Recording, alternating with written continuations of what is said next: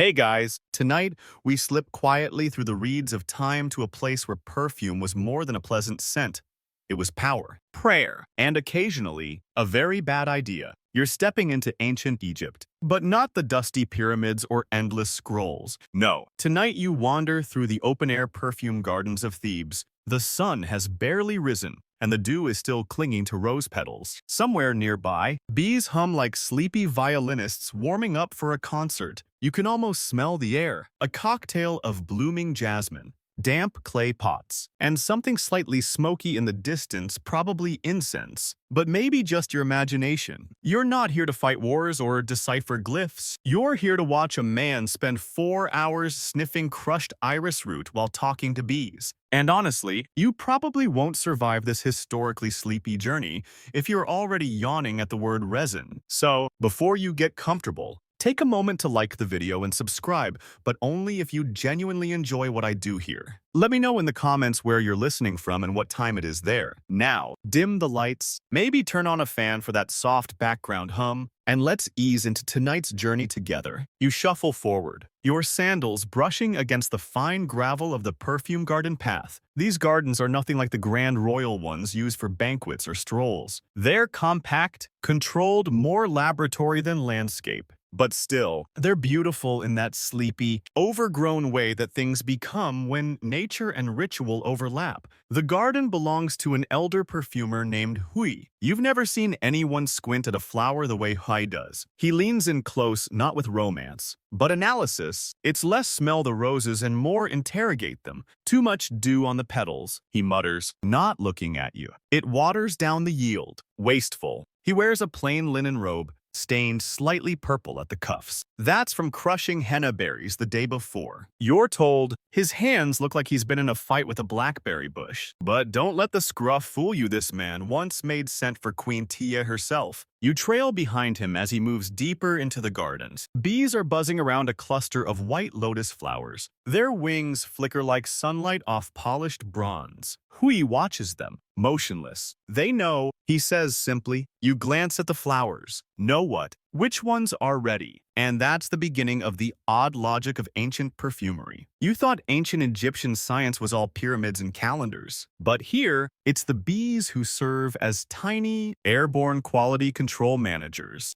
Hui explains, without fanfare, that certain bees buzz at different frequencies depending on the sugar content in the nectar. And if you have a good ear and a better nose, you can use that sound to pick the perfect petals. Historians still argue whether this was real science or just poetic superstition. No records definitively explain the method, but scrolls do mention perfumers sitting in silence near beehives for hours, whether they were meditating or listening. That's up for debate. But Hui is confident. You count the petals by listening. He repeats, not by looking. Looking lies. You wonder how long it would take to develop that kind of olfactory radar. You also wonder how many ancient apprentices pretended to hear bee frequencies just to impress their masters. Probably more than a few. Now Hui shows you a wooden tray. It's divided like a painter's palette, each slot containing a different floral specimen. Rose, blue lotus, marjoram, and something that looks suspiciously like dried grass clippings. You pick it up and sniff. Big mistake. It smells like sweaty laundry that's been blessed with a single drop of lavender. Hui smirks. That's crushed papyrus stem, he says. Base note. Every scent needs an anchor. Your nose may never recover. As you sit cross-legged under a date palm, you start to notice the rhythm of the place. Perfume making here isn't fast. It's a slow orchestration. Some days, the entire team will spend hours soaking petals in goose fat. Other days are just for filtering over and over until the scent is pure enough to be sealed in little clay amphorae. Fun fact, one mainstream record shows that Pharaoh Ramses III offered more perfume to temples than gold. Scent, in this world, wasn't just cosmetic, it was divine. It carried prayers, wrapped memories, and was thought to help spirits recognize themselves after death. No pressure, even now. An assistant walks past you with a bundle of chamomile and a very serious look. She's probably no older than 14, but she moves like she's carrying scrolls that could rewrite eternity. You feel slightly embarrassed that your own biggest concern right now is whether there's a scorpion in your sandal. There isn't. You checked twice. In the distance, someone is chanting. It's low and rhythmic. Inavim, asintan. Another part of the process, scent and sound went hand in hand. Some believe that the right chant could stabilize the essence during blending. You imagine some poor novice getting smacked with a sandal for humming off key and ruining a week's worth of gardenia distillate. As the sun climbs, you grow drowsy. The heat softens every edge, and the scent of rose and frankincense becomes syrupy, clinging to your skin like invisible honey. Bees drift lazily through the air, too drunk on nectar to bother anyone. You start to understand why they were considered sacred. They work tirelessly, buzz mysteriously, and occasionally sting you if you get too bold. Kind of like the gods. You lie back, arms crossed behind your head, and let the sleepy hum of ancient bees mix with the whispered rustle of leaves. Somewhere, someone snorts in frustration over a spoiled vial of juniper oil. You don't even flinch. You're already halfway asleep. You wake to the soft crunch of sandals on gravel. It's still morning, but the air has shifted warmer now, thick with the scent of pressed petals and the low hiss of boiling oil from somewhere deeper in the workshop. You stretch and glance up to see Hui already busy, standing in front of a low wooden table, sniffing the same vial for what seems like the 12th time.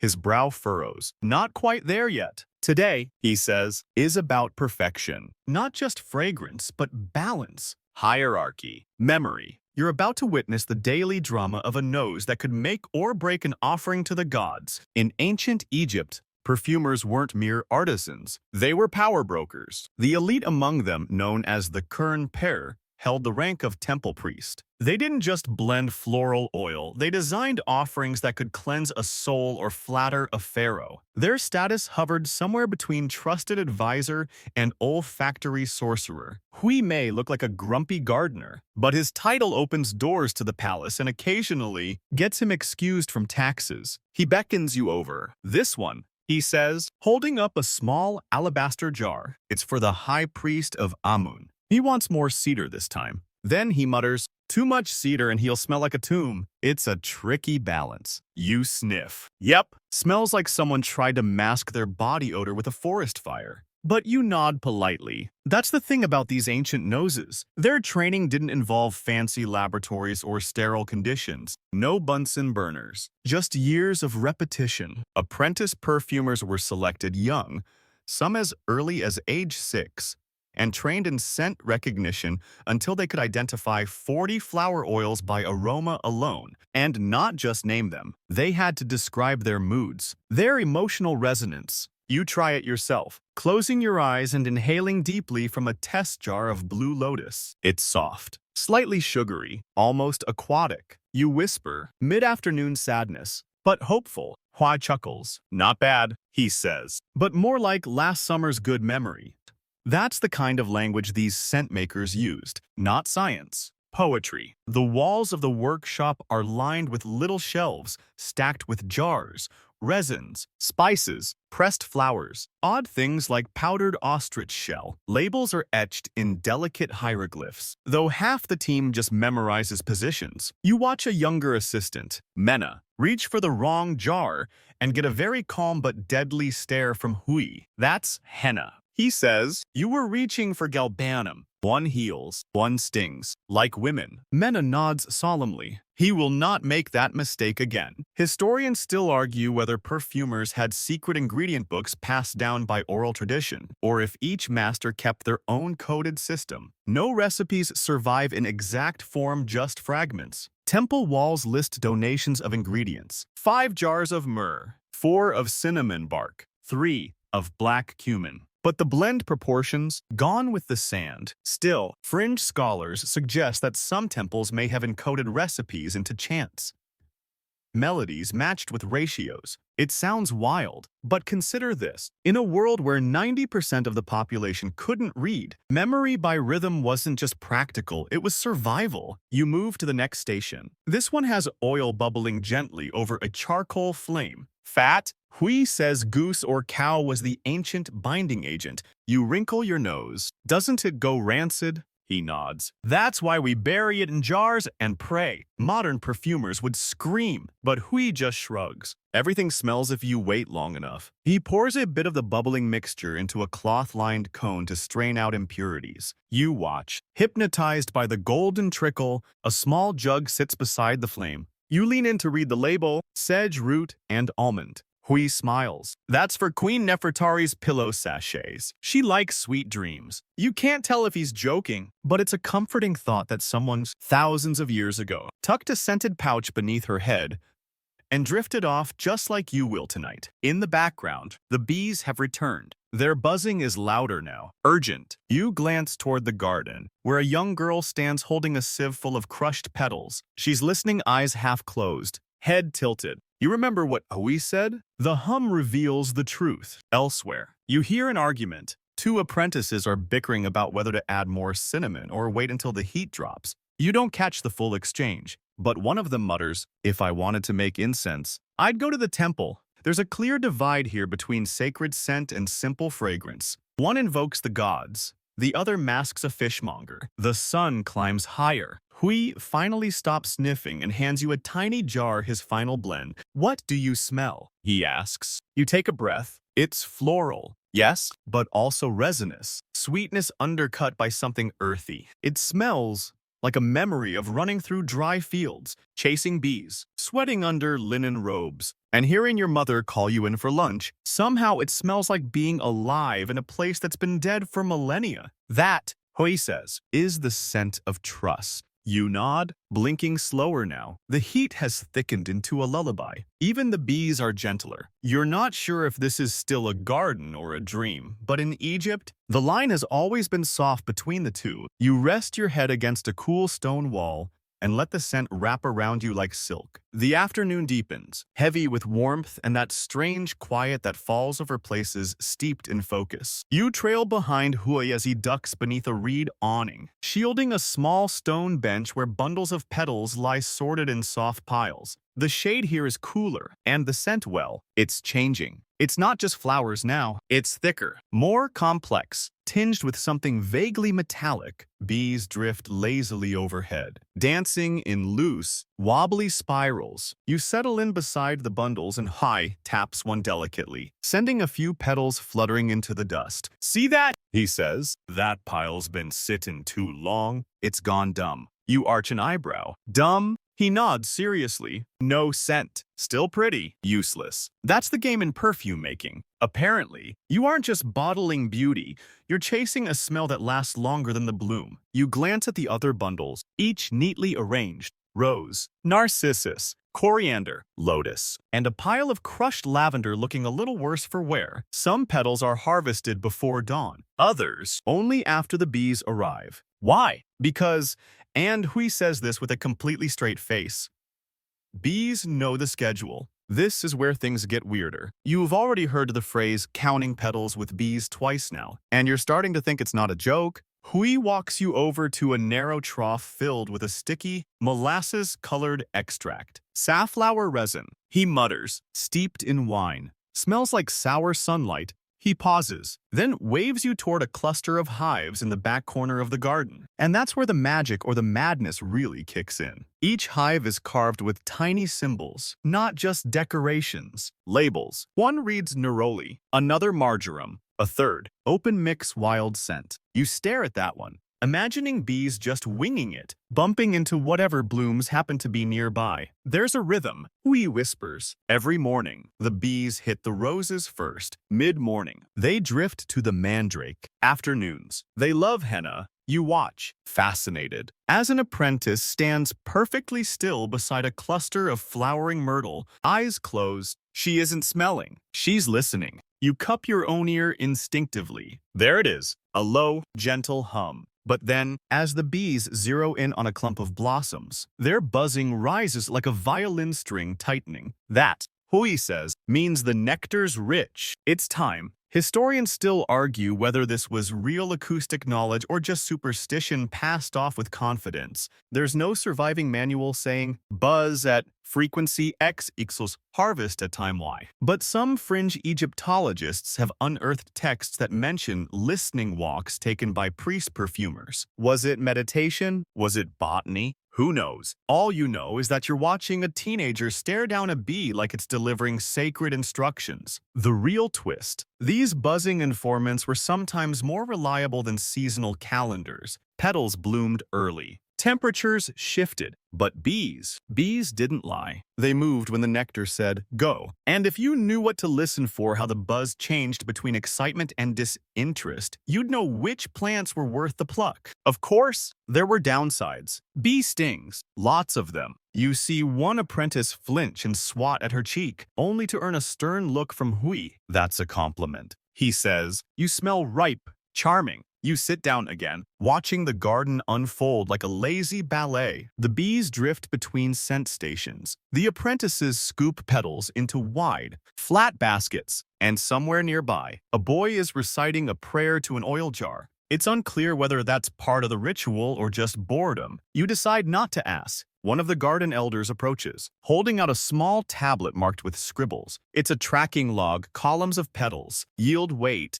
bee behavior, and ambient temperature. You're surprised. It looks methodical, almost scientific. These records, High murmurs, glancing over the elder's shoulder, are just for show. The real record is up here. He taps his forehead. No one ever makes the same blend twice. They just pretend they do, and that's something you hadn't considered. This isn't like modern perfume factories where formulas are precise down to the microgram. Here, every scent is a moment, a blend of petals that bloomed too soon, bees that flew late, oil that got a little too smoky, and hands that were steadier than yesterday. Each jar is a timestamp, not a product. There's something oddly comforting about that. A bee lands near your foot. You freeze, watching it twitch its legs and wobble in a slow, exploratory dance. For a moment, it seems like it's trying to tell you something. Maybe you're just tired. Maybe you're finally slipping into the rhythm of this place. Your eyelids droop.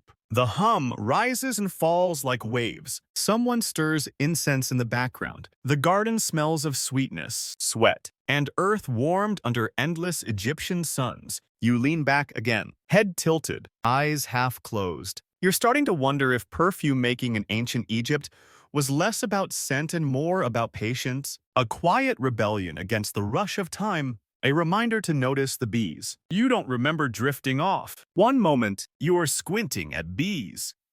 The next, you're jerked awake by the most unexpected aroma. Something oddly pungent, like flowers soaked in animal sweat. You blink, sit up, and watch as a bowl of thick, brown paste is set on a nearby table. Hui stands over it, wooden spoon in hand, stirring with the concentration of someone diffusing a very fragrant bomb. Ah, he says, smiling faintly. Today, we render the sacred blend. You shuffle closer and instantly regret it. The paste smells like crushed blossoms and swamp water. With undertones of regret, you wrinkle your nose. What's in it? He begins listing ingredients like a proud cook. Blue lotus petals soaked in date wine. A pinch of myrrh, powdered resin from a sycamore tree, a drizzle of camel milk, and here's the kicker. A dash of dried crocodile dung. You choke on air. I'm sorry. Did you say? Yes, he interrupts before you can finish. It's excellent for binding the notes. This is not the perfumed Egypt of tourist brochures. This is the earthy, strange, wonderfully gross underbelly of ancient luxury. While the elite strolled around draped in linen and clouded in scent, someone behind the scenes was boiling animal byproducts and whispering to jars. And apparently, crocodile dung wasn't even the weirdest thing used in perfume. You glance over at another apprentice who's mashing dried pigeon droppings with lavender petals in a stone mortar. A fringe theory suggests this mixture was applied to the scalp for a dual effect. aromatic scent, and allegedly thicker hair. Historians still argue whether that last part is based on any real belief or just someone in the 18th dynasty having a strange sense of humor. But it's not all bizarre. The sacred blend being stirred now has purpose beyond mere olfactory delight. Hui explains that this particular recipe is used for ceremonial anointing. Priests would dab it on their wrists before entering temple sanctuaries. The scent, they believed, allowed them to approach the gods without offending divine noses. Apparently,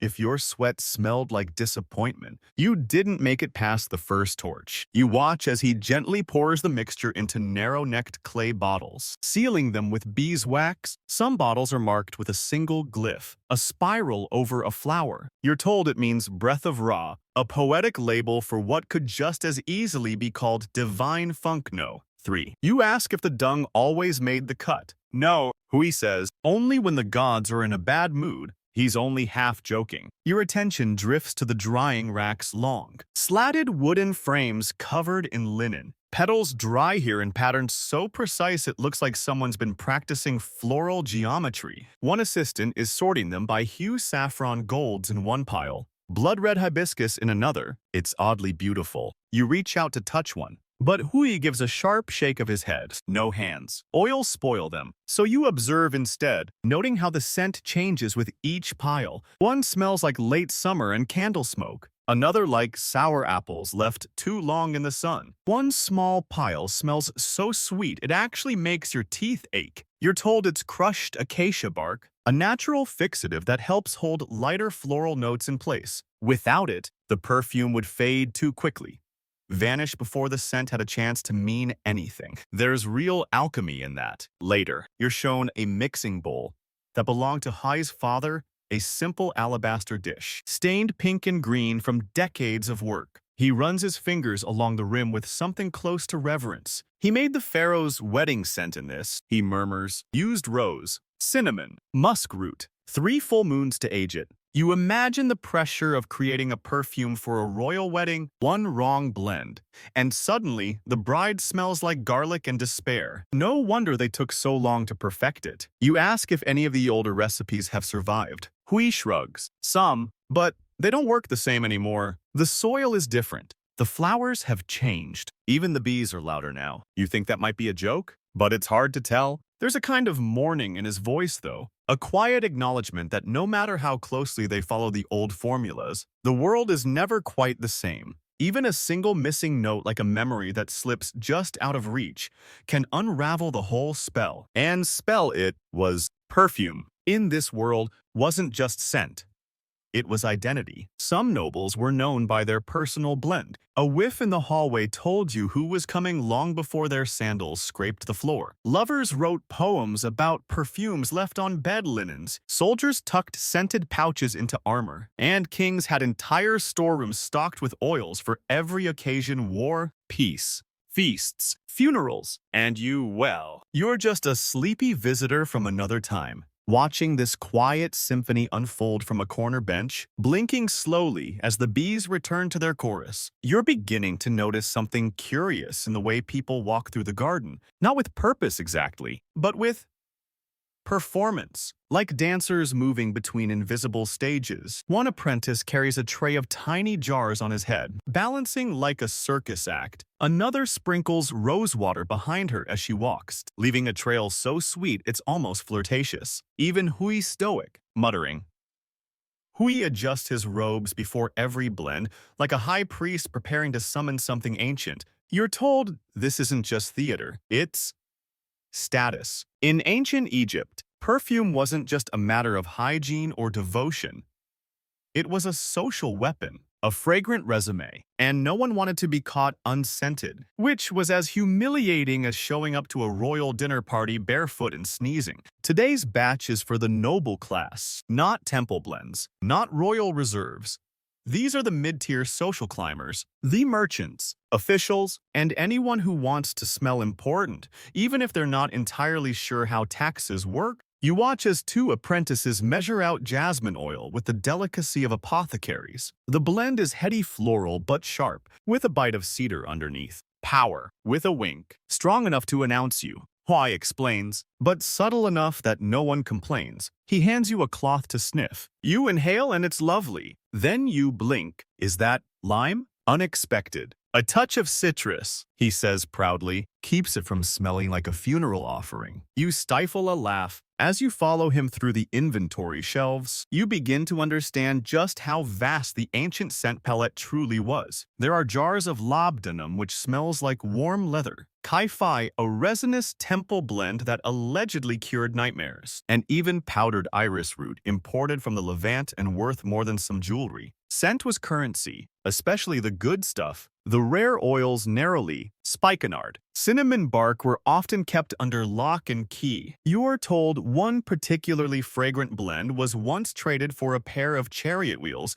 and a baby gazelle. Whether the gazelle survived is unclear, but the oil was reportedly transcendent. Back at the mixing table, a quiet argument breaks out between two junior perfumers. One insists that the noblewoman they're blending for prefers jasmine. The other swears by lily. They both look equally determined and slightly terrified. Huai intervenes with the tired authority of someone who's mediated too many scent-based feuds. Give her both, he says, then pretend she asked for it that way. Ah yes, the golden rule of perfume making for the powerful. Smell what they want, not what they say. You're ushered into a narrow hallway where rows of small alabaster flasks are being sealed and labeled. Each has a delicate wax glyph pressed into the stopper.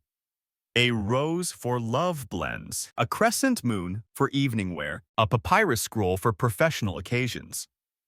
Though you're not sure how many ancient Egyptians had job interviews. There's even one marked with a cat. You ask what it's for. Feline scent. The apprentice whispers. Used by dancers. You blink. He says no more. Meanwhile, Hui is consulting a carved chart showing scent pairings by hour and mood. Morning requires something light, like sweet myrrh or coriander leaf. Afternoon leans into floral with spice. Evening, that's when the bold scents come out. Cardamom, oud. Even smoky pine if you're feeling especially regal. Midnight. Apparently, that's reserved for lotus and secrets. Historians still debate whether ancient Egyptians actually had formal rules about when to wear which scent, or if this was all marketing. Some temple records mention offerings timed by fragrance, and one poet wrote of a lover who arrived at dusk smelling like the Nile at flood. Was that literal? Metaphor? You don't know, but it sounds dramatic, and that's good enough. The conversation turns to the lower classes. What did the average Egyptian wear?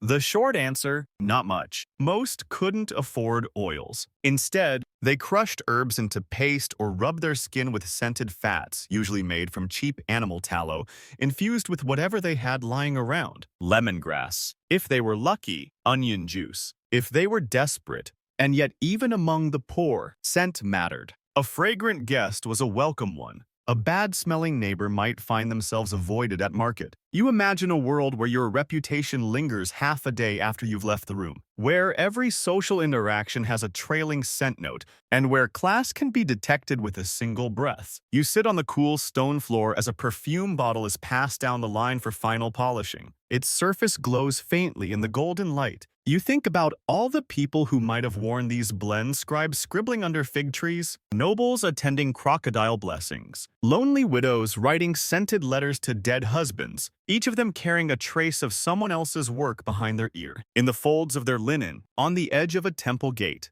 Your head is foggy now, heavy with jasmine and thoughts. Even the bees seem more languid, circling low over trays of drying saffron, like drunk little priests. You rest your chin on your knees. You're not just observing anymore. You're part of the rhythm. And soon, you'll drift into the next layer of this dream-scented world. You wake again, not with a start, but with a gentle tug, a faint, spicy aroma wafting toward you from a dark corridor behind the workshop. It's different from the floral blends of earlier, smokier, deeper. The kind of scent that wraps around your chest like a velvet rope and whispers, "Follow me." So, of course, you do. You step into the temple annex. It's dim here. The walls are lined with limestone blocks, each etched with hieroglyphs, so worn you can barely trace them. A narrow skylight casts a beam of light directly onto a small altar, where smoke coils lazily from a blackened bronze censer. You inhale, It's a mix of frankincense, spikenard, and a sweet, almost caramel note you can't quite name. Hui is already there, speaking in hushed tones to a younger priest. This is no ordinary workshop blend. This is sacred. Perfume in ancient Egypt wasn't just for seduction or ceremony. It was communication, a language between mortals and gods. When a priest entered the sanctuary to present offerings, he didn't go empty-handed. He carried scent on his skin, in burning vessels, smeared across statues and doorways. To approach the divine unscented was a bit like showing up to an audience with the pharaoh while covered in goat manure. Not technically illegal, but definitely frowned upon. Hui gestures you closer. He opens a jar with an exaggerated slowness, letting the air fill with its contents. It's kai-fi, possibly the most revered of all temple blends. The recipe is as legendary as it is elusive. Classical historians like Plutarch tried to record it centuries later, listing ingredients like raisins, wine, honey, cinnamon, and myrrh. But every temple had its own spin. One version included mint, another added acacia wood, and a fringe scroll found in Saqqara hinted at powdered emerald, though historians still argue whether that was poetic metaphor or just someone flexing. You're told the mixture is boiled down, dried, and then ground into small pellets, which are burned slowly during night rituals. The scent is supposed to calm the gods and mortals. It was used for insomnia, nightmares, and purification, kind of like ancient melatonin, but with a side of spiritual insurance. You reach down to pick up one of the kai-fi pellets. It's hard as stone, with tiny flecks of gold leaf pressed into the surface. The priest nods approvingly. That one, he says, was made for the Temple of Hathor, meant to invite dreams. You glance at the altar, half expecting it to start glowing. As the pellet is placed into the censer, a soft sizzle rises, followed by a sudden bloom of scent so thick and honeyed, it feels like stepping into a memory you never lived. The room quiets. Even the bees outside seem to pause.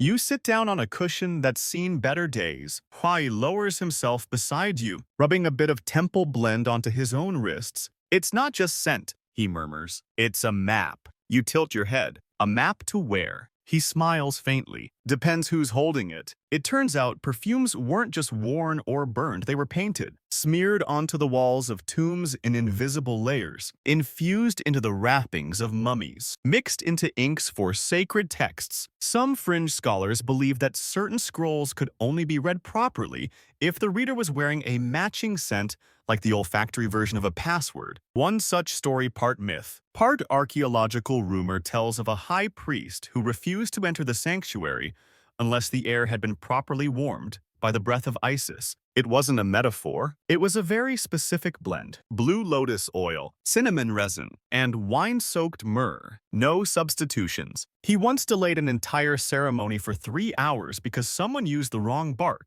You chuckle. He doesn't. He was right, he says, straight-faced. You nod. Fair enough. A young boy enters carrying a tray of perfumed amulets. They're made of wax and resin, molded into tiny shapes. Flowers, cats, anks. These weren't just charms, they were portable fragrances, worn around the neck, tucked into wigs, even pressed into hats. As the wax softened in the sun, the scent would release gradually. You pick up one shaped like a lotus flower. It's slightly sticky, smells like something between chocolate and riverbank. You can almost imagine a priestess at dusk, lighting a candle while this little wax bloom slowly melts above her ear. Nearby, a statue of Osiris is being cleaned with a cloth soaked in cedar wood and pine. Offerings of scented oil are placed at his feet. It's not about cleaning, it's about connection. Scent, here, is prayer. Not shouted or sung, but breathed. You sit back, the smoke of kai-fi curling around your face. There's a softness in the air now, like the temple itself is exhaling. The weight of centuries presses gently down, not with force, but with presence. Outside,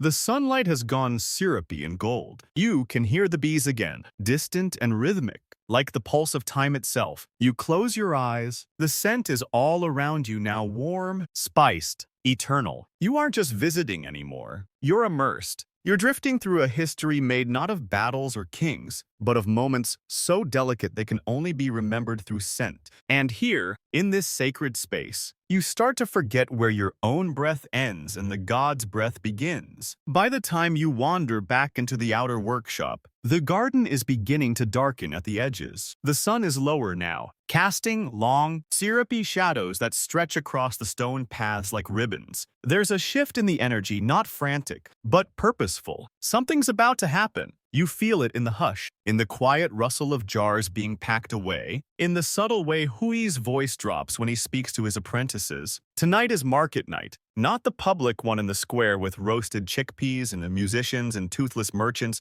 yelling about donkey saddles. No, this is the other one, the quiet one. The one that happens behind the linen stalls, in the alleys beside the potter's district, where perfume flasks are traded like stolen scrolls. And tonight, you're going. Hui doesn't invite you. He just looks at you and says, "Bring a cloak. And don't ask questions unless you want to smell like failure." So you do. You trail him and two other perfumers down a winding path that skirts the edge of the temple grounds, past the irrigation canals, past a stand of wild mint, past a goat chewing something it absolutely shouldn't be chewing. By the time you reach the market, the sky is dark. Lamps flicker on poles. The air is dense with wood smoke, the musk of clay, and underneath it all, yes, scent, real scent, fragrance that moves in layers, like invisible threads you could pull. If you only knew where to tug. It's a strange crowd here. Not nobles, not peasants, something in between. You spot a woman in a royal servant's robe bartering with a teenage boy who smells faintly of resin and anxiety. A man with blue-stained fingertips is carefully examining a sealed alabaster bottle, holding it up to the lamp as if it might whisper state secrets. And maybe it will, because this is where the perfume black market thrives. And, oh yes, it exists. Officially, temple blends are sacred, reserved for the gods, royalty, and sanctioned priests. But humans being humans, anything divine tends to make its way into mortal hands eventually. Through bribes, through theft, through one apprentice accidentally making a second batch, and slipping it out in a clay pot marked goat balm. Historians rarely mention this side of the industry, but it's there scratched into the margins of scrolls, whispered in letters, hinted at in the sudden disappearances of certain apprentices who knew too much. You watch as Hui approaches a stall draped in dark cloth. The merchant barely glances up. "New batch," he murmurs. Hui nods and pulls out a small jar. "Temple blend, modified." The merchant sniffs. His eyes widen. "You took out the henna. Too dry this season," Hui says. "Replaced it with saffron root." A silent transaction occurs. Two small jars change hands. No money, just cent for cent. You want to ask what he received in return, but he gives you that look again, the one that says, "You don't want to know." Later, a younger perfumer hands you a flask wrapped in linen. "Smell this," she says, grinning like a jackal. You do. And wow, it's not beautiful. It's not even pleasant, but it's fascinating. It smells like desert wind and wet stone and something vaguely like fear. You blink. "What is this?" She leans in. A copy of the blend used by the high priest during eclipses, made from memory. You nod slowly. "Is it accurate?" She shrugs. "Mostly, I added pine bark to make it feel more celestial." Fringe scholars believe that during major celestial events, eclipses, comets, solstices, special perfumes were crafted to speak to the sky. These blends were burned on high platforms or worn by seers. No one knows the exact recipes, but traces found in urns suggest ingredients not native to Egypt. Clues that perfume trade extended far beyond what we usually imagine. You wander between stalls now, catching glimpses of illegal ingredients, rare oils from Nubia, jars of powdered iris, root-labeled fish bait, vials of suspiciously dark liquid with no labels at all. One bottle simply reads, "She forgets her husband." A joke. Surely. You hope. Someone shouts. A vendor's accused of watering down rose oils. His neighbor sniffs the evidence and winces. "That's beetroot juice." "You coward," he yells. Perfume fraud, you realize, is not a modern concept. There were con artists in linen robes long before there were boardrooms and brand labels. Some unscrupulous sellers would dye water, thicken it with gum, and pass it off as sacred oil. Others would stretch a rare blend by mixing in crushed reeds or barley. It wasn't just theft, it was blasphemy. But for some, the risk was worth the scent. You linger near a stall selling old bottles. Most are scratched or chipped,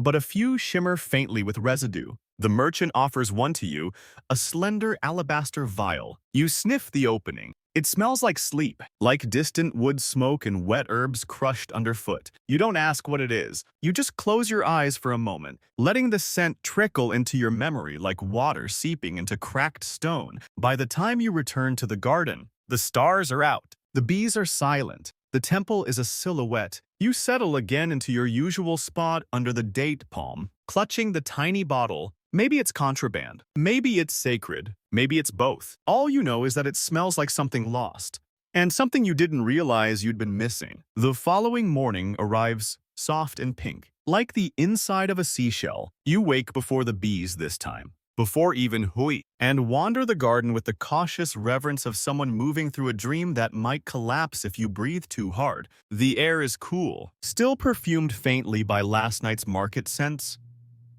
Notes of myrrh and burnt orange still curling through the leaves. Then you hear it, not chanting, not buzzing. Music. It floats across the breeze-plucked strings. Light percussion. Something like a flute, but lower. Sleepier. You turn toward the Nile, just visible beyond the reed fence. And there, drifting slowly across the water, is the legendary barge. Cleopatra's barge. No, not literally.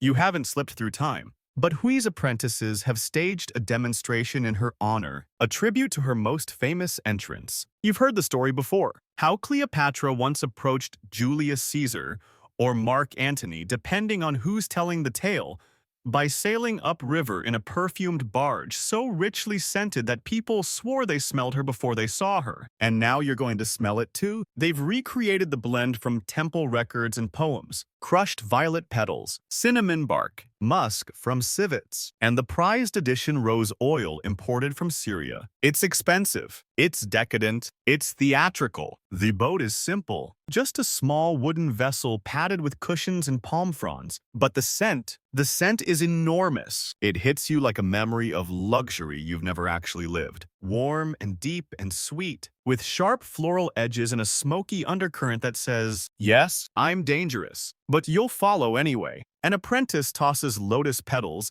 into the river as the barge approaches. Another waves a fan scented with cardamom and saffron. They're clearly having fun with it, trying not to laugh as they pretend to be bored nobles waving to the crowds. Hui watches from the bank with his arms crossed. The original blend had more pine, he mutters. Antony liked pine. You snort. How do you know that? He shrugs. Because Cleopatra liked power, and pine made her smell grounded. A fringe theory among Egyptologists suggests Cleopatra used perfume like a chess piece, not just for allure, but to reinforce her presence in diplomatic settings. Her scent was a political statement, exotic, rare, impossible to ignore. According to one scroll fragment, she even wore different perfumes for different languages. Sweet blends when speaking Greek, smoky ones when speaking Egyptian. Was it real? Was it poetic myth? Historians still argue, but the woman understood brand strategy before the word brand existed. Back on land, a small group gathers around a table.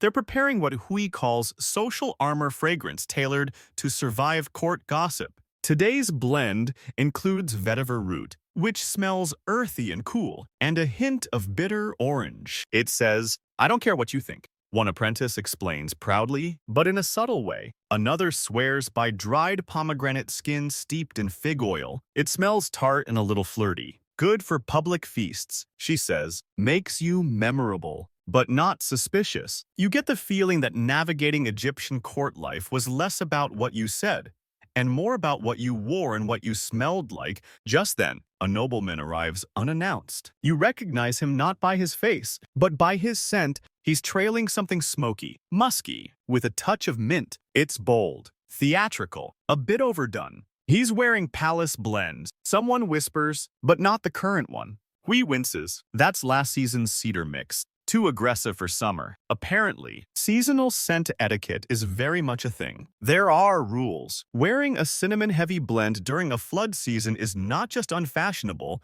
it's sweaty. You follow the nobleman through the workshop as he inspects the latest creations, making polite noises of approval while casually dismissing anything too floral, too feminine, he mutters. And I'm negotiating land rights. Hui offers him a new experimental mix myrrh, sage, and a drop of lime oil aged in clay. The man sniffs, pauses, and raises an eyebrow. This, he says, smells like authority. He buys 3 jars. You're starting to understand how this all fits together. Scent isn't just identity, it's strategy. It's how you're remembered. It's how you're believed. A priest must smell sacred. A lover must smell irresistible. A diplomat must smell expensive but not arrogant. And gods help you if you mix those up. By midday, the Cleopatra blend is being bottled for storage. The apprentices are giddy. One says she's keeping a drop behind her ear for the next full moon. Another confesses she's already hidden a vial under her sleeping mat for dreams, she says, smiling shyly. You find your favorite spot under the date palm again. The barge has drifted downstream, leaving only Petals in its wake. The music has stopped, but the scent remains, and as you close your eyes, it occurs to you, Cleopatra may have ruled from a throne, but she also ruled through memory, through presence, through air. And long after her voice faded from stone walls and her image wore away from coins, the scent remained. The days have begun to blur. You wake not to the clatter of jars or the bark of orders, but to the steady, almost hypnotic thrum of bees at work. Their buzzing feels like part of the architecture now, like the walls themselves are humming. You stretch under the date palm, blink into the morning sun, and realize that something is different. There are beekeepers here. Not just any beekeepers, temple beekeepers. They move slowly, like monks, their linen hoods drawn low, their hands wrapped in strips of soft cloth soaked in lemon balm and fig oil. Each carries a narrow clay flute, carved with delicate spirals. The sound they make isn't music, exactly, but a pattern of notes repeated over and over, gentle, insistent, reverent. You watch, fascinated. As they approach the garden hives, they don't open them immediately. First, they bow, then they whistle. Not the kind of whistle you'd use to call a dog, but soft, wavering tones match to the vibration of the hive. One keeper explains, they respond better if they think you're singing their song. It sounds absurd, but the bees do seem to calm. Their frenzied swarming shifts into loose, languid loops. A few even land on the flutist's arms and simply stay. Bees were sacred in Egypt.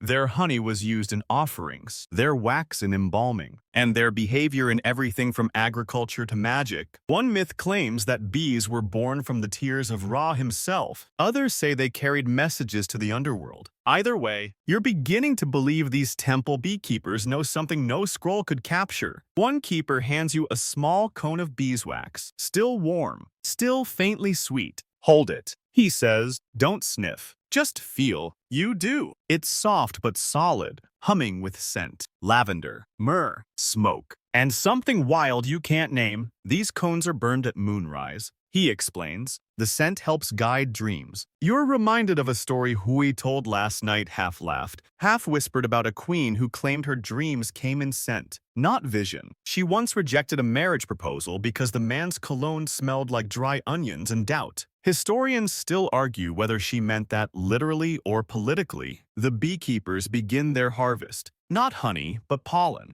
They dust the hive entrances with crushed lotus powder and wait. The bees, brushing against it as they come and go, carry trace scents back into the hive, where the keepers later collect the altered wax for rare temple blends. You watch one keeper carefully press his ear to the hive, listening. You ask, he nods, for the complaint. You raise an eyebrow. If the queen is upset, he says, the tone shifts. You can't see it, but you can hear it. This is perhaps the most obscure and debated part of temple perfume lore, the belief that bees, when exposed to unbalanced flora or impure oil blends, will change their hum, that they serve as tiny, airborne critics of sacred scent. There's no hard proof, no etched records, just stories. Yet generations of beekeepers have sworn by it. The idea that perfume could be tested by wing and vibration instead of nose and tongue, is equal parts mysticism and science fiction. But here, under the heavy sun and buzzing air, it makes a strange kind of sense. You follow one of the keepers into a shaded structure, a kind of open hut lined with flat stone trays. Here, the wax and pollen are mixed with dried herbs, tiny shards of incense, and drops of temple oil to form what they call dream paste. It's not for wearing, it's for burning. Each tray bears a symbol, one for healing, one for remembrance, one for fertility, one for letting go. You find yourself drawn to a tray marked with the Eye of Horus. The keeper nods. Protection, he says. He dabs a bit of the dream paste onto a square of cloth and hands it to you. Tuck this under your mat. See what your nose remembers. You take it, unsure whether it's a recipe or a spell. Back in the garden, Hui is waiting. He's holding a scroll, unusually clean and crisp. A request, he says, raising an eyebrow. From the Scribes Guild. Apparently, the scribes have asked for a scent that helps with focus, something to sharpen memory and quiet distractions. You smirk? So, not the Cleopatra blend. Hui chuckles. No, more like rosemary and regret. You sit beside him as he begins experimenting. Mint oil, crushed thyme, a drop of cedar, barely enough to notice. You sniff? It smells like clean parchment, early mornings, and mild anxiety. An apprentice leans over your shoulder. Add basil, she whispers. It makes you feel clever. You laugh, but Hui nods. Noted. As the sun climbs, the air fills with the scent of sage and beeswax, and something quieter beneath it all, a kind of trust, a rhythm. You watch a bee land gently on the edge of a tray and pause, wings still, as if listening. You wonder what it hears. By the next morning, the garden feels different, not in scent, not in sound, but in rhythm. It's faster, busier. The bees are already at work when you rise, darting between marjoram and coriander like they're running late. Even Hai is walking faster than usual, his robe tucked at the hip like he's forgotten his age and dignity both. Today is record day. That may not sound exciting, but in the world of ancient perfume, it's monumental. Once every 10 days, always on a full or waning moon,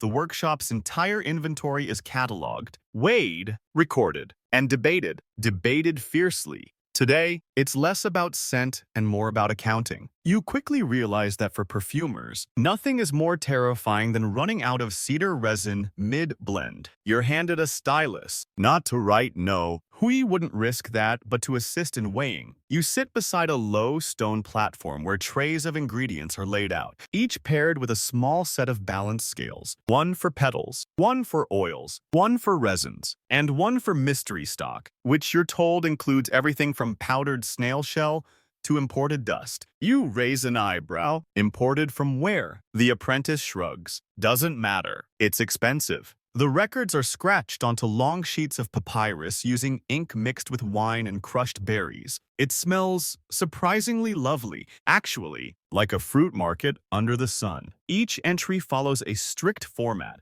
ingredient name, quantity, source, quality, and result. But there is also a secret column added years ago, apparently where perfumers leave personal notes. Smelled flat, too bitter, felt like betrayal. You love that last one. It says more than numbers ever could. As the day goes on, the mood begins to sour. Someone's overused the royal cinnamon. Again, a whole batch of iris oil has turned cloudy, and no one knows where the last jar of tamarisk went. Hui is not amused. This, he mutters, is how dynasties fall. Historians often describe Egyptian record-keeping as obsessively detailed, and they're not wrong, but they rarely mention how petty it could be. You see one scribe roll his eyes while inscribing a note. Lotus petals miscounted by apprentice again. Recommend nose training or exile. You glance at the apprentice in question. He looks like he might cry or sneeze. Possibly both. The most prized ingredients, myrrh, labdanum,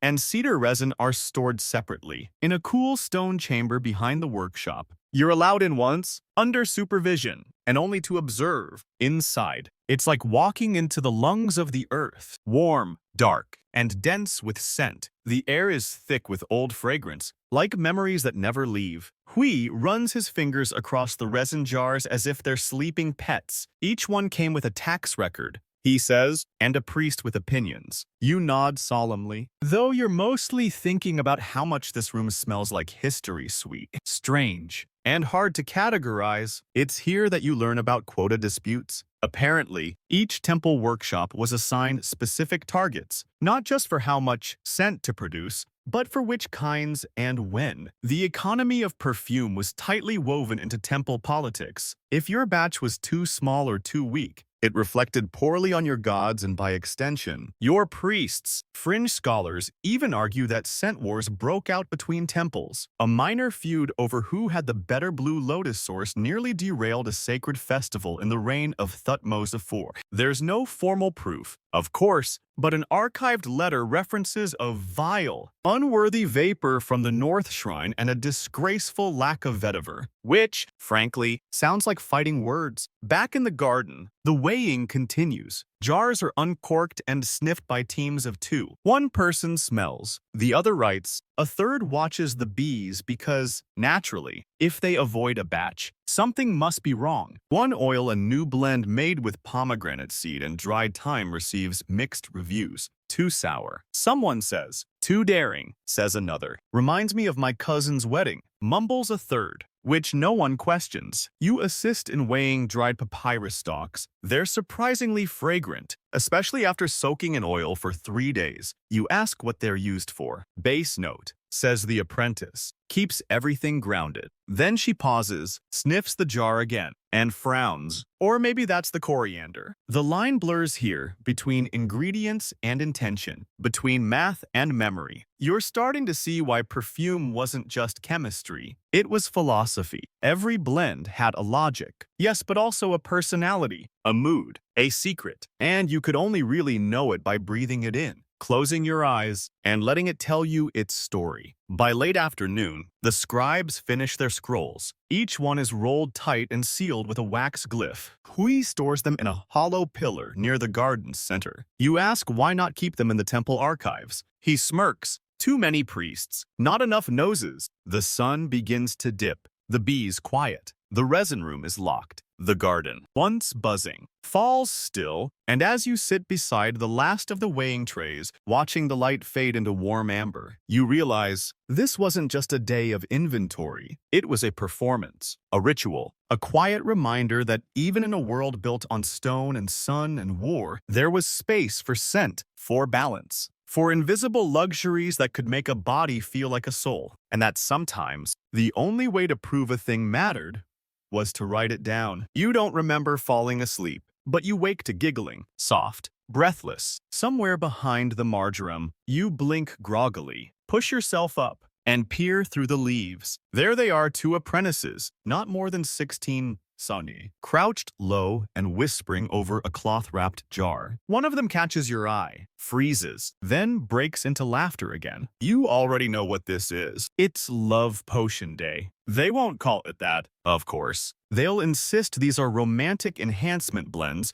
or personal charm applications. But the reality is clear. Ancient Egyptians were as hopelessly tangled in matters of the heart as anyone else, and scent was their secret weapon. You wander over casually, pretending not to notice how one girl hurriedly hides a small clay vial behind her back. Hui emerges from the other side of the garden with a sigh so deep it might have come from the earth itself. Let me guess, he says, eyeing the apprentices. Rose again. They nod guiltily. He shakes his head. Rose is desperation. Use coriander and nutmeg. At least pretend to have mystery. You stifle a laugh. The day's task, it turns out, is to craft personalized scent blends, what we might call signature fragrances, but with higher stakes. One wrong note, and you might offend a priestess, ruin a budding romance, or worse, smell too much like someone else's husband. Scandalous. Hui explains the philosophy behind it. Your scent is your argument. It's how you introduce yourself without speaking, how you linger without permission, how you tilt the odds ever so slightly in your favor. Today, the apprentices are practicing that ancient art. One girl is making a blend for someone she likes. She's going for something soft lavender, fig leaf, a whisper of honey. He works near the papyrus boats, she says, as if that explains everything. He smells like glue. Another is crafting a scent meant to provoke. She mixes cinnamon bark, orange peel, and crushed fennel. The result is bold, like ambition in liquid form. He doesn't notice me, she says flatly.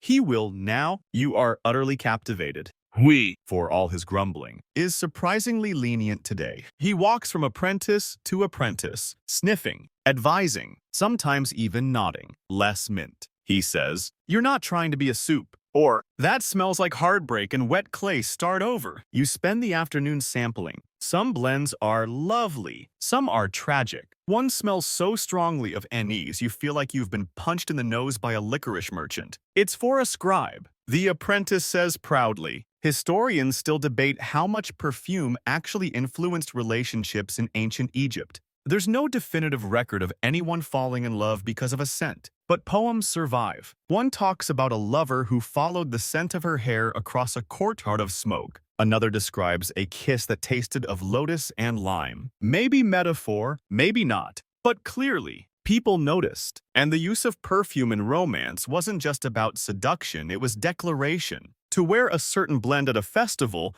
meant you were looking, to wear none at all, taken, or hiding. A few nobles even had their own trademark scents, a mixture so distinct, so uniquely theirs, that it became synonymous with their name. You're told of a woman named Tia, who once sent a servant ahead of her to announce her arrival with scent alone. She didn't speak at parties, she just drifted through the room. People remembered her for weeks, but of course, perfume can be political too. One apprentice recounts a time when a noble woman gifted a rival a blend made with spoiled musk, just enough to seem fine at first, but sour by midday. It smelled like bad luck, she says, eyes wide. She had to wash in vinegar and hide for a week. You laugh, but you also make a mental note. Never accept mystery perfume from someone who compliments your earrings but not your face. As the sun climbs, the garden fills with the scent of longing, curiosity, and mild panic. One boy accidentally spills his entire blend rose and cinnamon,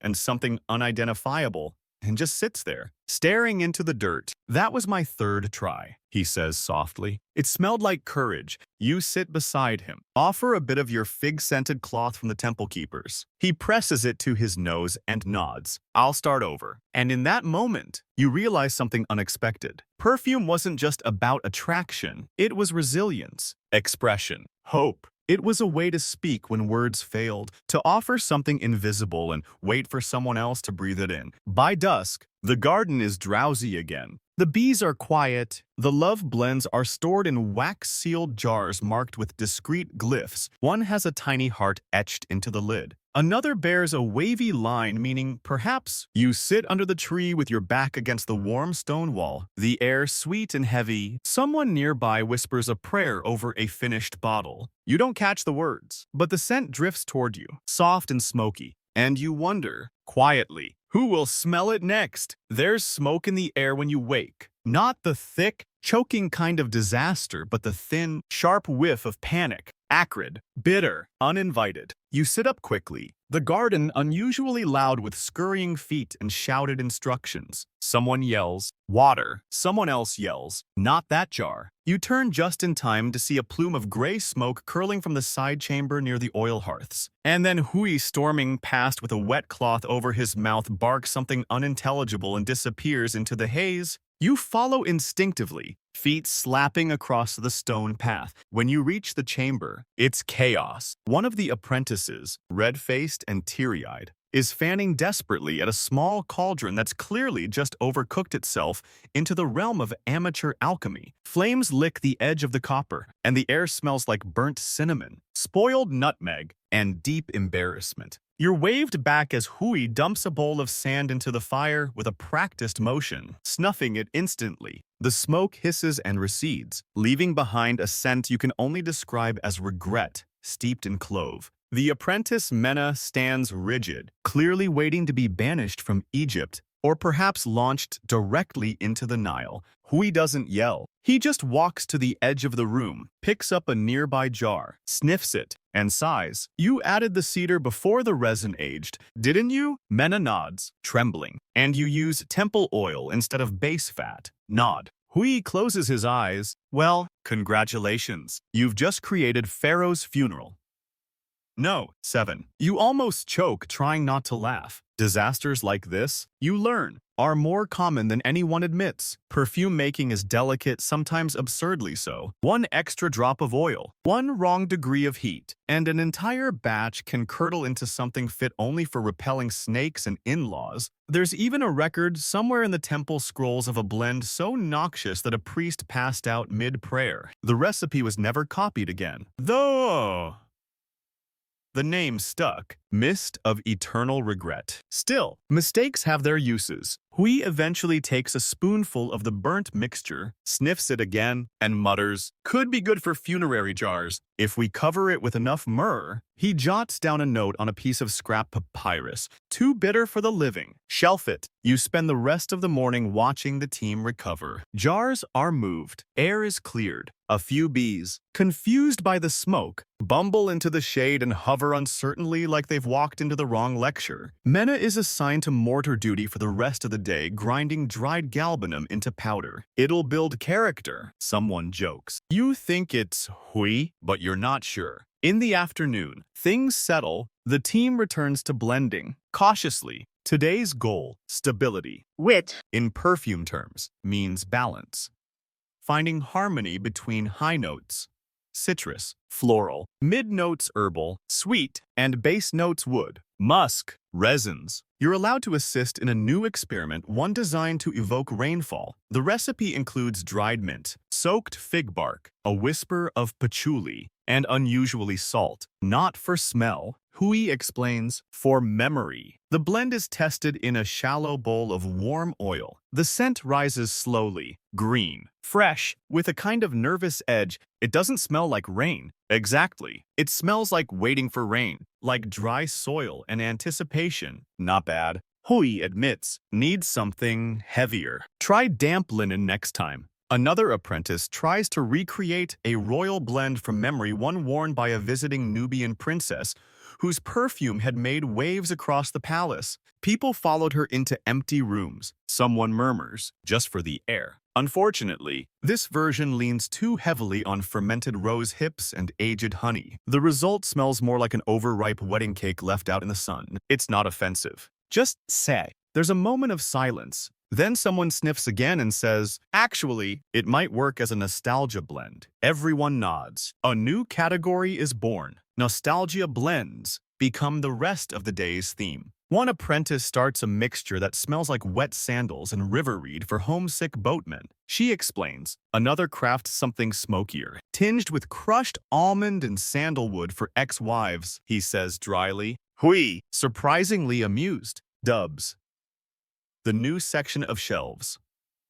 The memory wall. By sunset, the garden feels light again. Bees hover lazily over the basil, and the smoke has long cleared. Mena even smiles once, stirring a fresh batch of orange blossom water with a little too much caution. You sit with Hui on a stone bench. He hands you a jar unlabeled. You sniff. It smells like rain and old wood and the middle of something unfinished. What is it? You ask? He shrugs. No idea. It's from a failed blend 3 years ago. We've never been able to recreate it, but I like to smell it sometimes. You sit together quietly, passing the jar back and forth, and you realize even failure has a scent. The moon is high when you hear the whisper. Not speech exactly, more like the clink of something being sealed too fast. A soft footstep where there shouldn't be one. And a hush that sounds less like silence and more like intentional quiet. You rise, barefoot now, and follow the sound past the resting bees, past the stone jars, past the hanging baskets of dried marjoram and mint. It leads you to the far end of the compound, just behind the drying racks, where the shadows are thicker than they should be. And that's when you see them. 2 figures crouched over an open scroll in a half-filled oil jar. They're whispering fast. Too fast, and not in the tone of apprentices working late.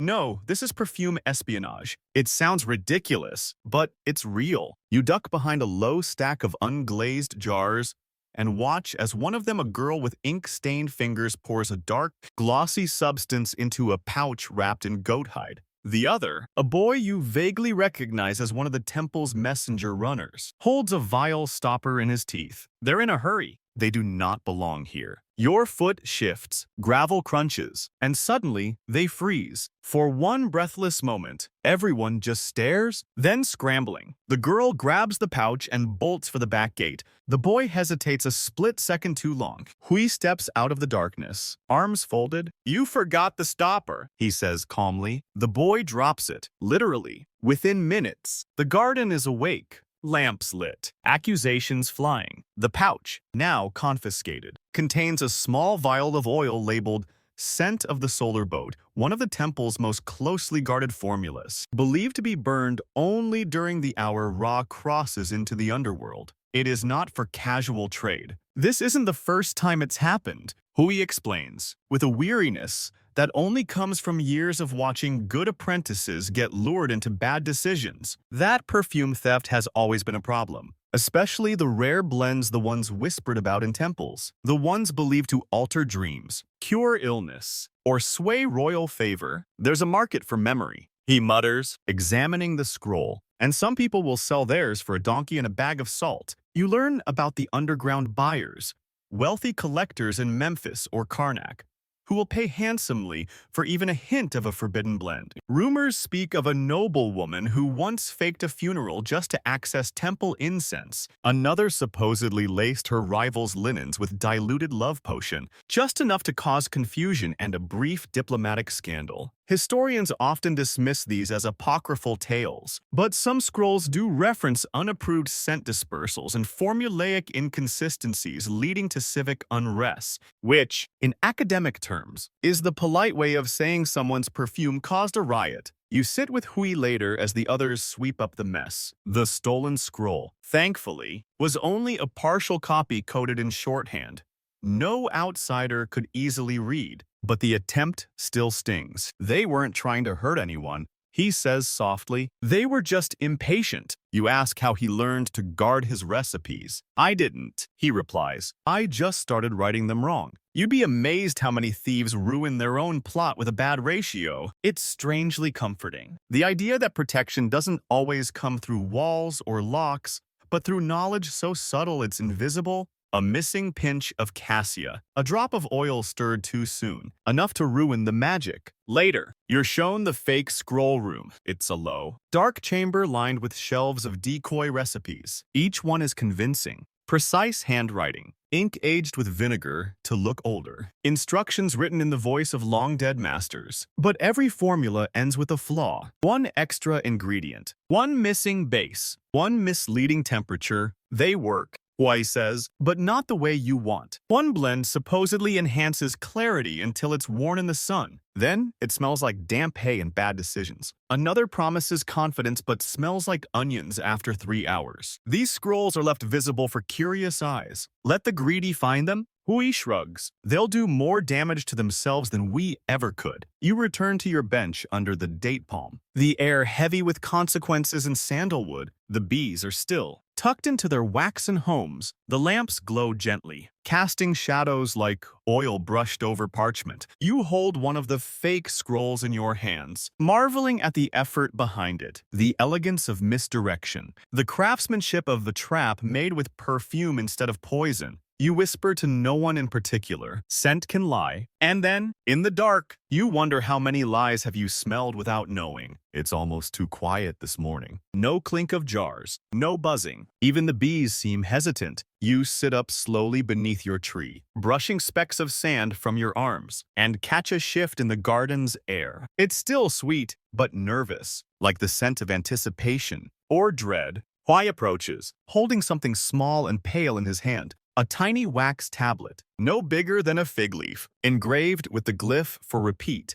He doesn't say anything, just hands it to you, and then he sighs. There's been a mistake. You follow him into the workshop, where the apprentices are gathered in a tight cluster. None of them are speaking. They're just looking at a tray of open jars, their contents marked with delicate reeds. The blend is finished, bottled, labeled, and now completely wrong. You're told it was meant for a temple ceremony, a rare one, honoring the union of earth and sky, an event marked only during the late flood season, when Sirius rises and the Nile swells like a god breathing in. It should have smelled like beginnings. Blue lotus, green papyrus, dew on warm stone. Instead, it smells like sandalwood and beeswax, heavier, denser, old. Something went wrong during the blending. One apprentice misheard a bee hum. The base oil overheated, and someone forgot that the saffron had aged too long in the sun. A temple messenger has already been by. He sniffed. He frowned. He left. And now, we must fix it. You watch him unravel the process, jar by jar. The original recipe lies open beside him, annotated in 3 different hands, none of which seem to agree. Did you stir clockwise? He asks. We did. At what hour? 3rd hour after dawn. With what chant? There's a pause.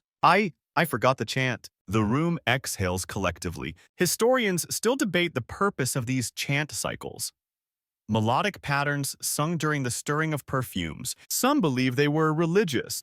Others think the vibrations physically altered the oil. A few fringe thinkers suggest it was a mnemonic device singing, helped apprentices remember ratios. But to Hui, the explanation is simpler. Perfume listens, he says, and it remembers who speaks kindly to it. You lean in to smell the failed blend. It isn't bad? Not exactly. It's warm, comforting, like an old scarf tucked in a cedar box, but it's not right. It's the scent of endings, not beginnings. The worst part, no one noticed until after the bees did. Apparently, when the final blend was cooling on the tray, the bees refused to land. They hovered, circled, and vanished. One even flew directly into the incense brazier, which an apprentice took as a very dramatic form of protest. And now, the blend sits unoffered, unsmelled, unsanctified. You're asked to help, not to fix it, no one can, but to remake it. Quickly and with care. You're given a fresh tray, a clean cloth, and a short list. Green fig peel, white lotus oil, crushed barley leaf, and 1 drop exactly 1 of dew caught at dawn from a papyrus reed. You're not sure how anyone collected that, but the vial is cool in your hand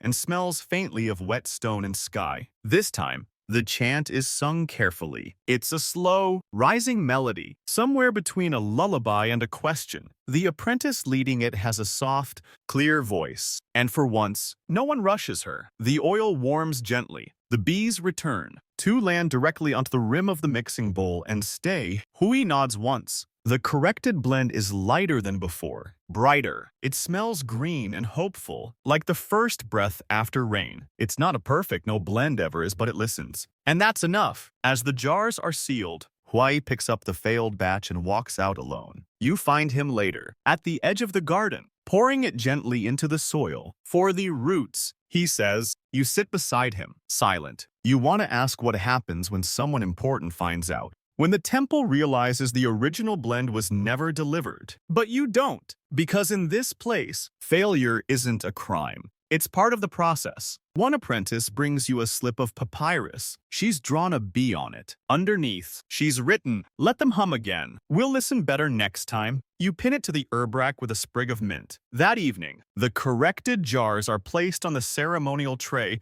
and carried to the temple by hand. No donkeys, no carts, just 4 apprentices walking slowly through the garden, wearing fresh linen and hopeful expressions. The scent trails behind them like a prayer. And somewhere, a god exhales because the perfume arrived, just in time. The next morning arrives with a softness that feels deliberate, like time itself has slowed to give you a proper farewell. You wake under the date palm for what might be the last time. The scent of yesterday's blend still faint on your sleeves. The garden is quiet, not with absence, but with stillness. Even the bees buzz more gently, as though they, too, are winding down. Hui is already at the bench, but he's not blending. He's just sitting, one hand on a jar, the other cradling a cup of lukewarm barley drink that he probably forgot about. When he sees you, he smiles. Not the sharp smirk of someone correcting your stir technique, but a quiet smile that says, "You've lasted longer than most. Come." He says simply, "Let's do one more." He leads you to a different part of the garden, less manicured, more wild. The herbs here grow tall and unbothered. Bees flit lazily through the weeds, and a small stone table stands tucked under a pomegranate tree. You've never noticed it before? There's only 1 bowl on it. A very old bowl. Its edges are cracked, its base charred from years of fire, and its inside is stained every color of the garden. "This," he says, setting down his worn jar of base oil, "was my final blend." You sit opposite him, silent. He doesn't elaborate. He doesn't need to. He begins without instruction. You just watch. He scoops a handful of dried blue lotus, crushes it gently, and sprinkles it into the bowl. Then a pinch of ground fig bark, a drizzle of aged cedar resin, thick as honey, a few drops of saffron water. Finally, one soft, bruised rose petal, faded, barely fragrant. You don't ask what it's for. You can feel it. He hands you a long reed and nods. Stir. The scent that rises is subtle, faint, but layered. It smells like old parchment, like warm skin after sleep, like dust and memory and sandalwood tucked behind a smile. You don't know whether it's good, but you know it's true. There's nothing left to improve. Why murmurs? Only to remember. And you realize this isn't just a scent, it's a life. A story told through herbs and oils and careful hands, a history not carved into stone or chanted by priests, but one that floats quietly through the air and disappears into someone else's breath. He seals the jar with beeswax, presses an unmarked glyph into the top, and sets it aside. Then he does something unexpected. He removes a small, delicate bottle from the carved wooden box. Inside it swirls a golden liquid that glows in the sun like melted amber. You catch just a note neurally, pine. Something like toasted almonds. He passes it to you. This is for you, he says. You won't find it on any shelf. It doesn't have a name. You lift the stopper and inhale. It smells like the garden, like dreams half remembered, like the hum of bees in a clay bowl and the warmth of your own heartbeat beneath linen. It's gentle and full, and as you breathe it in, you feel your shoulders drop, your eyes blur, and a sudden swell of nostalgia for something that hasn't even ended yet. Why doesn't speak again. You sit together until the sun reaches the center of the sky. Then he stands, brushes off his robe, and walks back into the workshop. No fanfare, no farewell, just gone. Like steam after the burner's gone cold. You stay a little longer. You walk the garden one last time, fingers trailing the herbs, nose brushing petals like a bee mimicking the ones who taught you. The scrolls, the chants, the jars, you leave them where they are. But the scents, those you carry, in the weave of your tunic, in the backs of your wrists, in the part of you that now listens differently to the world. And just before you go, you pass one final jar resting under a pile of linen. No label. You lift the lid. It smells like quiet mornings. It smells like bees. It smells like home. And now, as the last jar is sealed and the bees return to their quiet circuits, you feel the garden begin to exhale. The rush of tasks, the clatter of tools, the hiss of oil, meat, and heat, all of it fades. Only soft smells remain. A little mint on the breeze. A breath of rose from the cloth by your side. A memory of cedar that still clings to your fingertips. You lean back beneath the date palm one last time, the stone cool against your spine. The sun now a mellow amber somewhere behind the fig trees. The bees, once frantic, are drowsy and full. They drift through the garden like lazy punctuation marks, tracing the story you've lived in scent and stillness. There's no need to hurry now. Let your breath slow, like oil cooling in a shallow bowl. Let your limbs grow heavy, the way papyrus leaves do when dusk settles. You've followed the path from petal to paste, from chant to jar, and there's nowhere else to be. Maybe you'll dream of saffron again, or maybe you'll hear the hum of bees and understand it for what it really is, a lullaby. So rest here a little longer. Let the perfume of ancient things cradle you. Let the past stay fragrant just a bit more. And if you wake, you'll carry it with you, this blend of silence and story, a scent only you can name. Good night, perfumer. Sleep deeply.